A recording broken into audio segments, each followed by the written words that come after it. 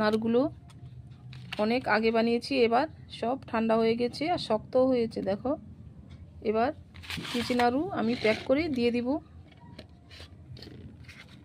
এটা এক জায়গায় দিয়ে দিব ওই নাড়ুগুলো, যার জন্য একটা কোটোতে প্যাক করে দিচ্ছি।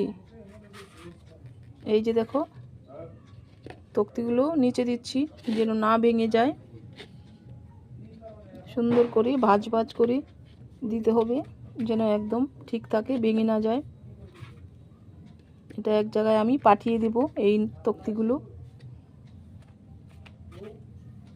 এই যে দিয়ে দিলাম তক্তি। এবার দেব নাড়ু। নাড়ুগুলো ওপরে দেব যেন তক্তিগুলো ঠিক থাকে আর নাড়ুগুলো না ভেঙে যায়। এই যে নাড়ু দিয়ে দিচ্ছি, দিলাম 4টে নাড়ু, 5টা, 6, 7,